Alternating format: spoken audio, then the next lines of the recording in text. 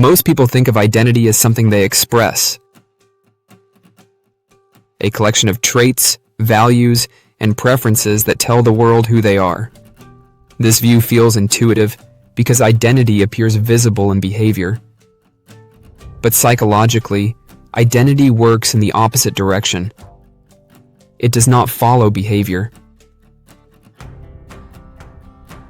It precedes it. Identity functions as an internal structure that quietly limits what feels possible.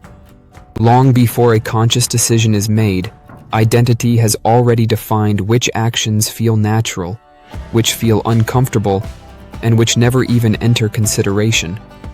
What fits identity feels obvious. What does not fit often feels wrong without needing explanation. In this video, we will explore how identity shapes behavior before conscious action, and why people often remain consistent even when that consistency works against their own interests. To understand this process, it is useful to see identity not as a label, but as a mechanism of coherence. Human beings are deeply motivated to maintain a stable sense of self.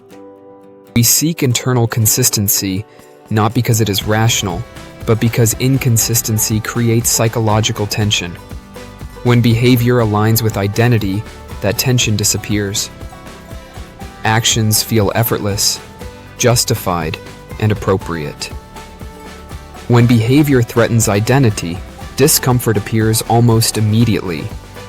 This discomfort is rarely experienced as fear or anxiety.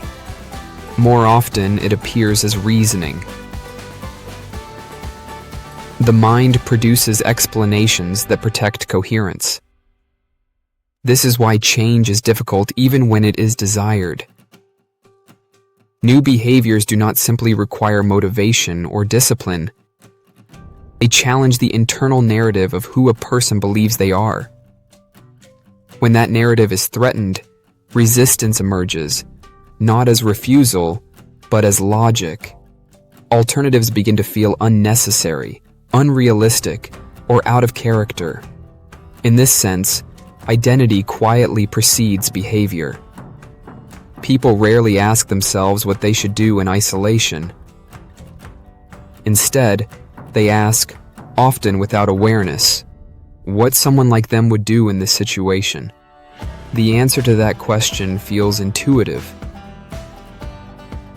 It feels like common sense. And because it feels natural, it is rarely questioned. Identity also shapes how decisions feel. Choices that align with identity feel easy and self-evident. Choices that conflict with identity feel forced, even when they are objectively reasonable. This does not mean one option is better than the other. It means identity has already filtered the field of acceptable outcomes.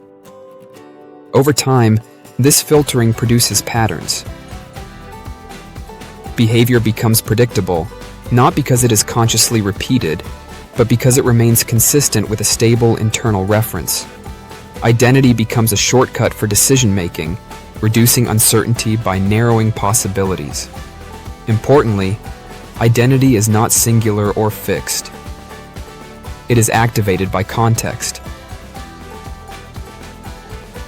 Different environments highlight different aspects of identity, making certain behaviors more likely in some situations than in others.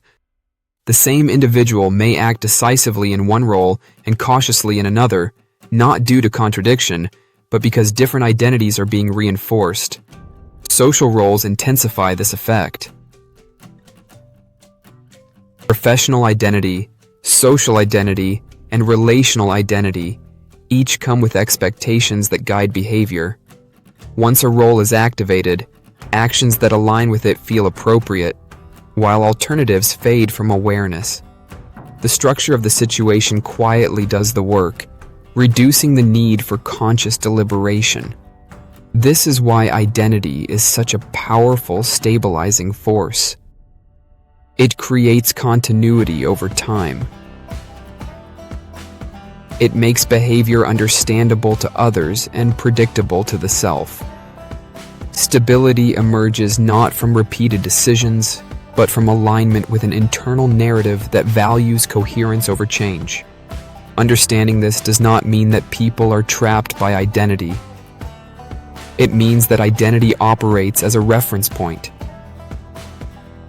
Awareness does not eliminate its influence, but it allows behavior to be observed rather than automatically repeated.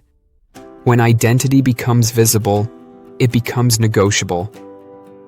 When you begin to notice how identity shapes what feels possible, behavior itself starts to look different. Actions no longer appear as isolated choices, but as expressions of an underlying structure that prioritizes consistency and meaning. What once felt inevitable becomes recognizable as patterned. Throughout this video, we explored how identity quietly shapes behavior by defining what feels consistent, acceptable, and natural. Long before action takes place, identity has already influenced what seems reasonable and what does not. When behavior aligns with identity, it rarely feels forced. It feels obvious, even inevitable. And once you understand that, the question is no longer why people act the way they do, but who they believe they are when they act.